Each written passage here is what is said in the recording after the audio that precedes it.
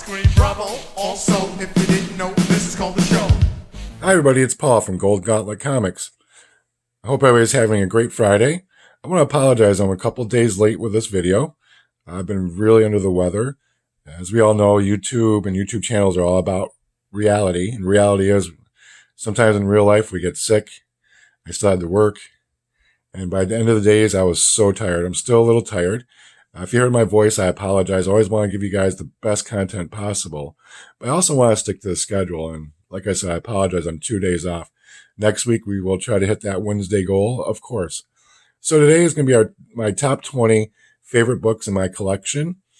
These books are my favorite for many reasons, ranging from great cover art to favorite characters like Deadpool here, to great storylines, just general uniqueness of the book.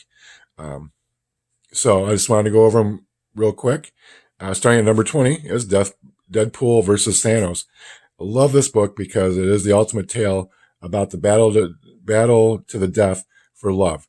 And the love they're both going after is Lady Death, of course. Both of them are madly in love with Lady Death. Unfortunately for Thanos, Lady Death loves Deadpool just a little bit more than Thanos, of course. She just loves him, period. Number 19, we have Venom, number 1, The Mace. I love this because of the 90s artwork on it, how this is embossed. You can feel the veins if you touch it, and you can feel like everything on here. The detail work is really great. It was a great storyline. I have all 3 issues of The Mace. Just a great Venom book. Number 18, we have Cable number 1, his first solo adventure away from the X-Force. Another great read. I love the artwork. Once again, totally 90s. Number 17, we have Marvel Team Up, Spider-Man, and Not Ready for Primetime Players. I got this back in the day, and it's one of my most cherished books in my collection because I love SNL and I love Spider-Man. Okay, I grew up with SNL, I grew up with Spider-Man. It also features Stan Lee. Look at that, the NBC logo back in the day without the peacock. It's just a fun book. It's a one-shot, nothing to do with continuity or anything.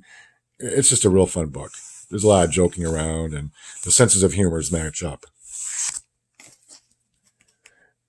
Number 16, Avengers, number 196. This, of course, is the first appearance of Taskmaster. You know, what drew me to this book at first, and notice it is a newsstand. I love the coloring, okay? I love that green background, how this makes Taskmaster pop. To be honest with you, green's not really one of my favorite colors, but it just really works on this cover.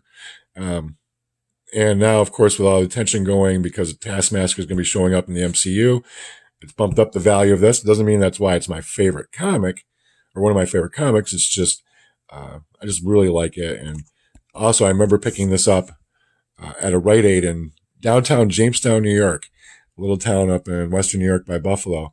And I'll never forget that day taking it out of the spinner rack. Just a lot of good memories with that. It's always been in my collection as well. Next up is another character that maybe a lot of people don't know I like that know me, Nightcrawler. This was his first, I believe this is his first solo. It's number 1, as you can see. I have the first 4 of this series. Great writing, great art.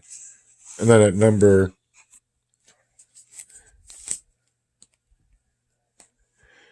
14, I picked up this Nightcrawler, I think in 2014, maybe 2013, just to show how much more advanced the art has come. And, look at the difference between these two. You be the judge. Which is the better drawing? This may be computer generated, but it took somebody to draw this on the computer. If you ever watch a comic artist do his work on a computer generated basis, it still takes talent. But I don't know. I just liked both of these books. Great books. Nightcrawler is an amazing character. I love seeing him in the MCU. Awesome. Next up, we have Sergeant Fury, special Marvel edition. This is my first walk into war comics. I picked out Sergeant Fury because I read one of my friend's comics and I just absolutely loved it. Of course, this goes back, I believe, to the Silver Age, if I remember correctly, the 20th mark. If you notice, there's no UPC symbol on it. I found that interesting. Next up is the Punisher Armory. Fascinating. If you never explored the Punisher Armory, you really need to. By the way, this is number 6. They go over all his weaponry. They talk about how each one is built and all the special features. Really neat comics.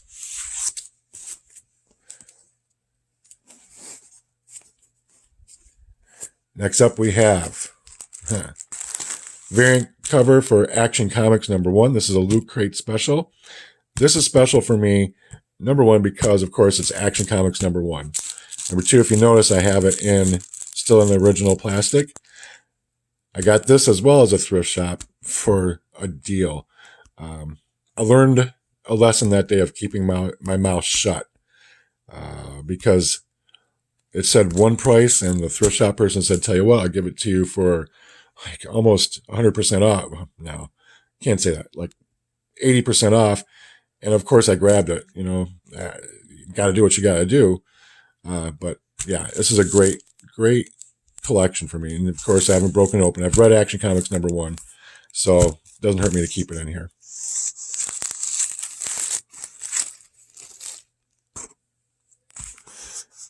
Next is the Super Sons. This is a variant cover. Adventures of the Super Sons. I've been talking about them since I started this channel. It really hasn't been that long, but they've always been on the tip of my tongue. I've always just absolutely, since I picked up the Super Sons, I can't help. I just love the way they look. I love the way it's drawn. Just Tomasi does a great job. Barbareri on the art. You can't refute. Adventures of the Super Sons, just great writing, great art. I hope to see them back soon in another series. Now this next one, is weird. It's Symbiote Spider-Man number 1. As you know, this just came out. This is the Art Germ variant with beautiful Gwen Stacy. I'm sorry, but I just could not keep my eyes off of this book as it sat in my pile to be read. It's just so alluring and so fascinating. I mean, look at Gwen's expression, and everything about it is amazing. I couldn't pick up the variant without the Symbiote Spider-Man on it, but hey, I'm happy with this. I've actually become an Art Germ fan because of this comic. The writing was excellent as well. I mean, let's not get crazy here that say it's just the cover. The writing and the art inside is wonderful. But this cover taunted me for at least 3-4 weeks. Next one holds a special place in my heart. Once again, notice it's a newsstand variant. Number 3, What the? I don't know if you already experienced What the. A lot of fun, just parody. As you can see, there's Spider-Ham, Raven, which is supposed to be Craven. But if you notice right here, I have Alex Saviok's signature. I gotta admit something. Like I said, I've been doing this a long time. This is my first autographed comic. I just got it. When was it? May the 4th, Free Comic Book Day. I went up to my local comic store up in Fort Myers, Hero Trader, met Mr. Saviok, great gentleman, and he signed off on it. He was amazed to see this. I guess he doesn't have too many people asked to have this signed. So I thought it was a little neat. I have a lot of the What Does, by the way. You might see them pop up in some of my other top 20, top 10 lists. Next up, we have Dare Rat Tadpole. I got this comic basically because of my love for Daredevil, and it didn't fail me. Just amazing. I got this back in the 80s. This was off one of the old typed out lists of comics you could buy. I've been dying lately because I can't remember if it was Mile High or Lone Star. I don't even know if Lone Star was back around back then, but back then it was more of a blind grab. You didn't know what you were going to get. I just had to trust in the description and trust in the title. And like I said, the Tadpole's on the other side. It's a flip book. Great artwork, great cover. I mean, look at this. Just really cool. This is Daredevil number 187. Not much to say about this. Great story. I just really love this cover. It's a nice white cover. Daredevil's in the middle.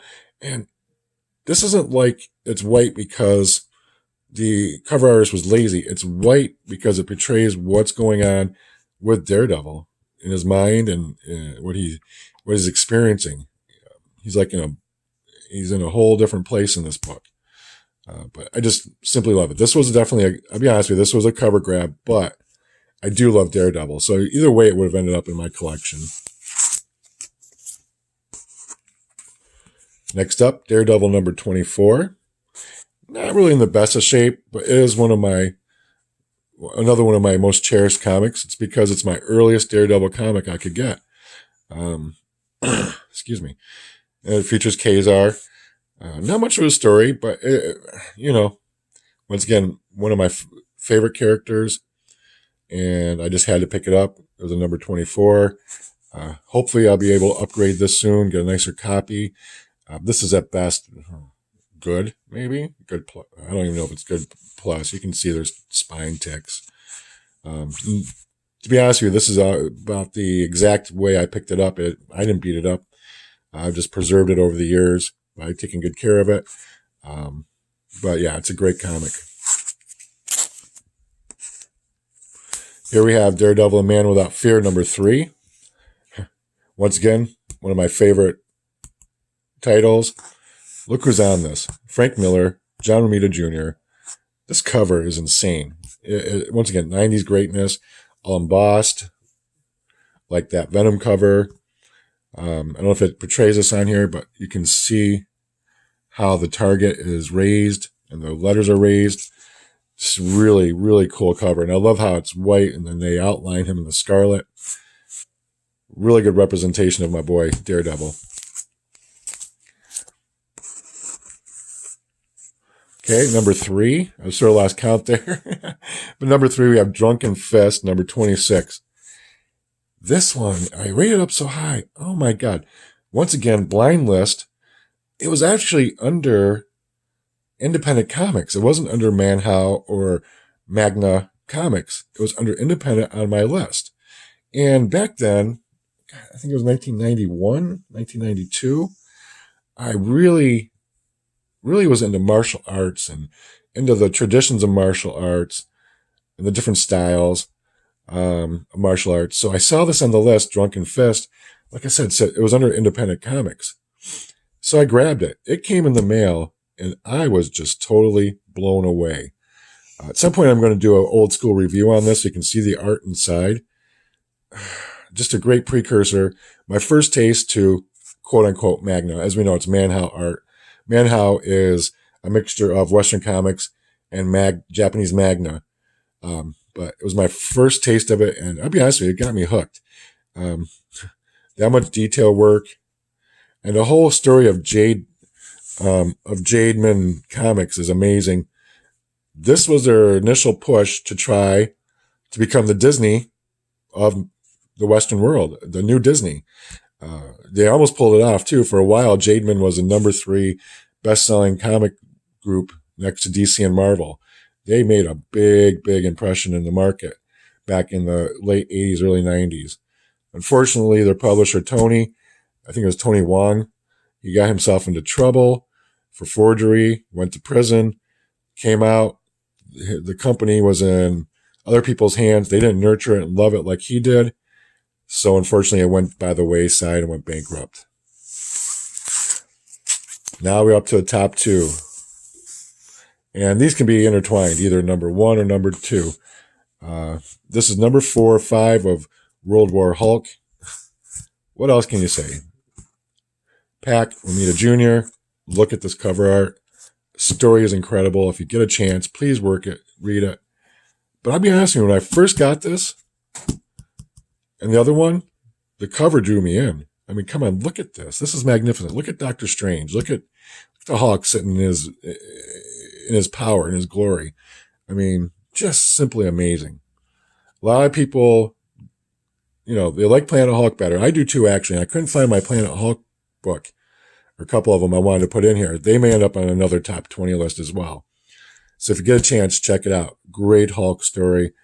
This is the kind of thing that makes you not like Professor Hulk. You see Hulk basically rip New York from the map. It's just amazing.